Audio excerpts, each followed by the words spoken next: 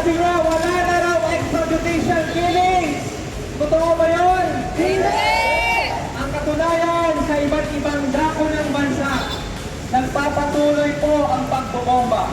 Nagpapatuloy ang militarisasyon.